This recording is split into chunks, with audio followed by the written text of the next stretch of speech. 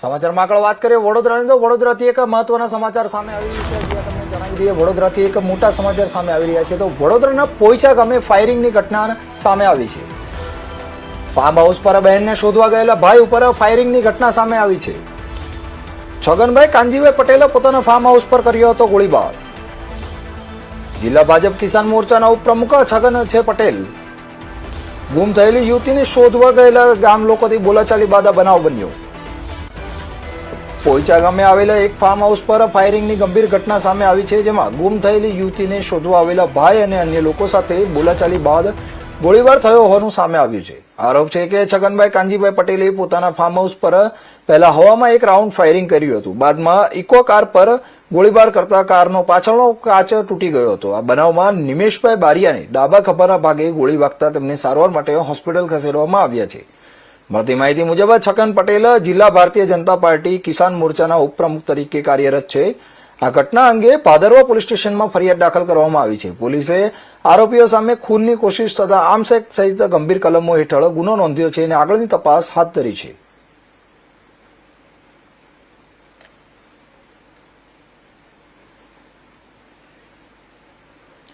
પોઈચા ગામેથી એક ગંભીર ફાયરિંગની ઘટનાનો મામલો સામે આવ્યો છે. જેમાં બહેનને શોધવા આવેલા ભાઈ પર ફાયરિંગ કરવામાં આવ્યું હતું. છગન કાનજીભાઈ પટેલે પોતાના ફાર્મ હાઉસ પર ગોળીબાર કર્યો હતો.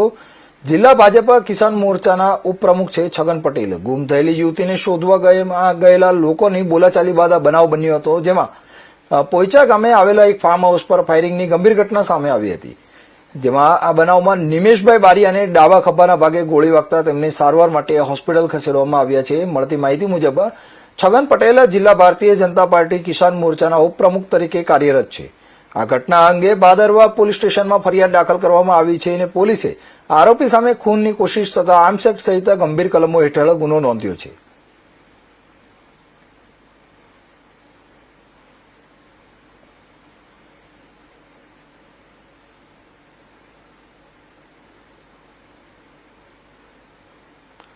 તો પોઈચા ગામે આવેલ એક ફાર્મ હાઉસ પર ફાયરિંગની ગંભીર ઘટના સામે આવી છે. ગુમ થયેલી યુવતીની શોધમાં આવેલા ભાઈ અને અન્ય લોકો સાથે બોલાચાલી બાદ આ ગોળીબાર થયો હોવાનું સામે આવ્યું છે. આરોપ છે કે છગનભાઈ કાનજીભાઈ પટેલે પોતાના ફાર્મ હાઉસ પર હવામાં એક રાઉન્ડ ફાયરિંગ કર્યું હતું. ત્યારબાદ ઇકો કાર પર ગોળીબાર કરતા કારનો પાછળનો કાચ તૂટી ગયો હતો. આ બનાવમાં નિમેશ બારિયાને ડાબા ખભાના ભાગે ગોળી વાગતા તેમને સારવાર માટે હોસ્પિટલ ખસેડવામાં આવ્યા છે.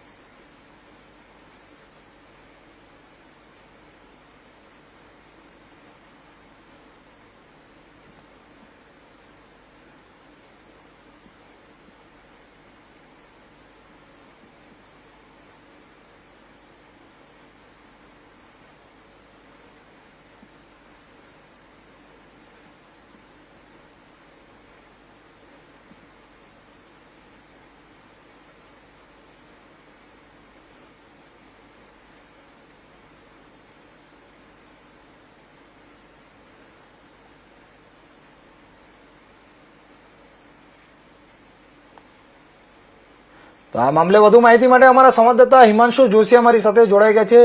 જી હિમાંશુ, પોઈચા ગામે જે ફાયરિંગની ઘટના સામે આવી છે તેના વિશે માહિતી આપશો. હા જી, વડોદરા જિલ્લાના સાવલી તાલુકાના પોઈચા ગામે ગત રોજ ફાયરિંગની ઘટના બની હતી. જેમાં સીપે પટેલ જે પોતે છે તે ભાજપના જિલ્લા કિસાન મોરચાના ઉપપ્રમુખ છે, તેમના ફાર્મ હાઉસ પર આ બનાવ બન્યો હતો ફાયરિંગનો, જેનાથી સમગ્ર વિસ્તારથી લઈને વડોદરામાં ચકચાર મચી હતી.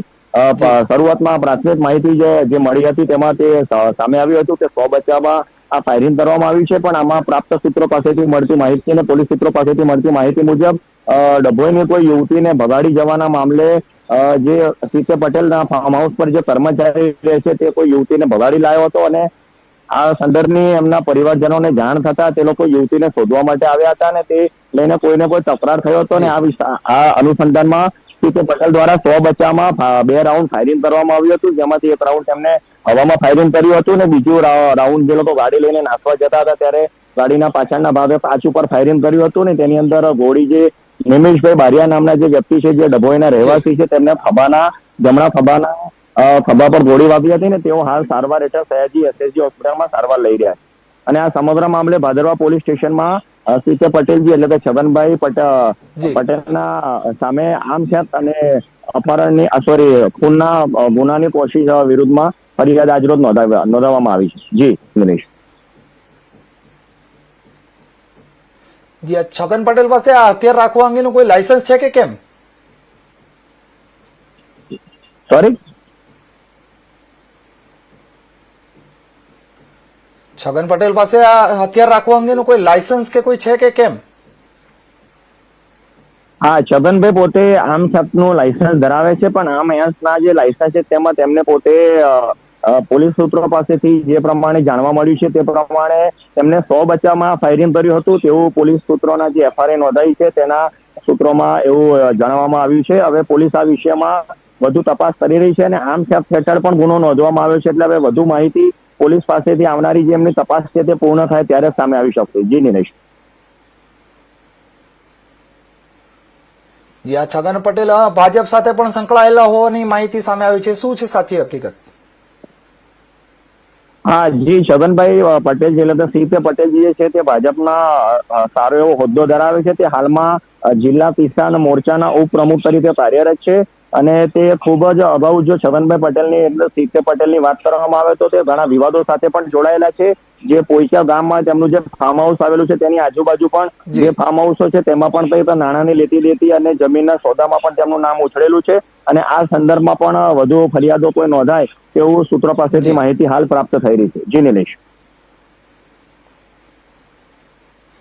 જી તો તેમની અત્યારે ધરપકડ થઈ ગઈ છે કે હજુ પણ ફરાર છે તેઓ?